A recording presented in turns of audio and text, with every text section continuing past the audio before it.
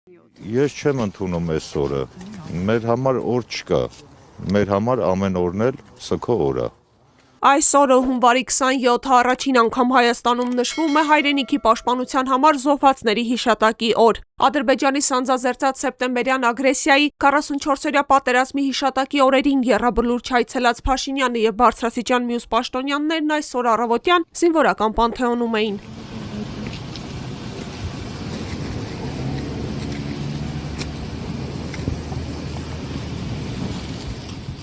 Մինչ առավոտյան լրագրողների համար փակ էր դեպի եռաբլուր բարձրացող ճանապարհը, զոհված զինծառայողների ծնողներից մի քանիսը արդեն իրենց որդիների գերեզմանների մոտ էին։ Միանշանակ եկել էի, որ խոչընդոտեի, այսինքն խոչընդոտեի, որ կոնկրետ իմ տղայի շիրիմին մոտիկ չգա։ Ես չեմ ուզում, որ ինքը մոտենա իմ տղայի շիրիմին, որովհետև ասենք մեր տղերքը ուրիշ գաղափարի տեր են եղել, բոլորս էլ նորություն չգիտենք ինչի համար են գնացել, կյանքները ինչի համար են տվել մեր տղաները։ Պարզապես, որ ինքը մոտիկ չգա իմ տղայի շիրիմին, ես չեմ ուզում, որ ինքը հարամի իմ տղայի շիրիմը։ Ինչու Փաշինյանը 2025 թվականի սեպտեմբերի 13-ին, 2022 թվականին Ադրբեջանի իրականացրած ագրեսիայի օրը եռաբլուրջ այցելեց։ Ինչու 2025 թվականի սեպտեմբերի 27-ին 44-օրյա պատերազմի մեկնարկի օրը ռազմաքաղաքական ղեկավարությունը եռաբլուրջ այցելեց։ Հարցերը բարձրացնում ընդդիմադիր պատգամավոր Տիգրան Աբրահամյանը։ Որպես կանոն մենք գնում ենք հունվարի 28-ին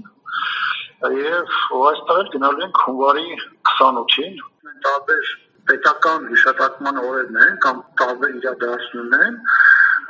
այլ կոնկրետ տարբեր զինծառայողների հիշատակման օրերը, նրանց նահատակության օրերը, ծննդյան օրերը, որքան հնարավոր է, օրինակ ես ինքս այցելում եմ եւ չկա որևէ օր տարվա ընթացքում, որ իմ համար կարող է բոյկոտի օր դիտվել, հենց մենակ այն հանգամանքից ելնելով, որ իշխանությունը որոշել է այս կամ այն օրը հիշատակման օր համար եւ տարվա մեջ մեկ անգամ գալ եռաբլուր։ Հունվարի 27-ը հայրենիքի պաշտպանության համար զոհվածների հիշատակի օր սահմանելու մասին քննարկումներն ազգային ժողովում ծավալվեցին վերջին օրերին։ Նախագիծը խորհրդարան էին ներկայացրել իշխանական պատգամավոր Ռուբեն Ռուբինյանը եւ Հայաստան խմբակցությունից հեռացած Գեգամ Նազարյանը։ Ընդդիմությունը դեմ էր ընտրված օրվա մասով եւ չմասնակցեց քվեարկությանը։ Այսօր էլ ընդդիմադիր խմբակցության պատգամավորն ընդգծում է՝ պետք է այլ օր որոշվեր։ Նահատակների հարազատները, այն մարդիկ նաև ովքեր որոշակի ակտիվություն են դրսևորում այս թեմայի հետ կապված կոնկրետ են դիրքորոշում, ասում են, որ առավել նպատակահարմար է, որպեսզի օր սահմանվի կամ սեպտեմբերի 27-ին կամ նոյեմբերի 9-ին, այսինքն որոշակիորեն գոնե արտացոլի այնպիսի օրեր, որը համընկնում է մարտական գործողությունների կամ տարբեր սրա հետ կապված կարևոր իրադարձություն։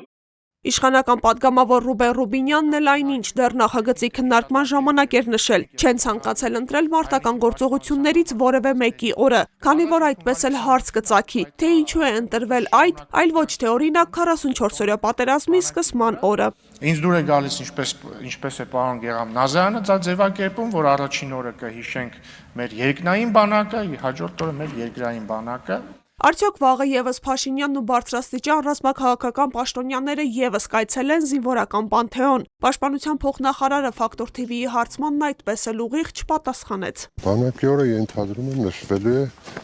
ինչ-որ տոնական միջոցառումներով։ Նայած որ տարի ինչպես կկազմակերպվի, արդեն մենք ունենք կոնկրետ հիշատակի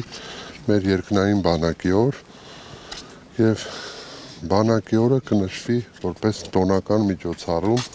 Հայրենիքի պաշտպանության համար զոհվածների հիշատակի օրը եռաբլուրջ չի այցելի նաև Գարեգին II կաթողիկոսը։ Վեհարանից Ֆակտոր TV-ին փոխանցեցին, որ Մայրաթոռում այսօր հոգեհանգստյան կարգ է կատարվել։ Հարցին՝ հունվարի 28-ին Հայաստանի Հանրապետության բանակի օրը այց նախատեսվում է եռաբլուր։ Մայրաթոռի տեղեկատվական համակարգի տնօրեն Տեր Եսայի Քահանա Արթենյանը նշեց՝ այս պահին դեռ պարզ չէ։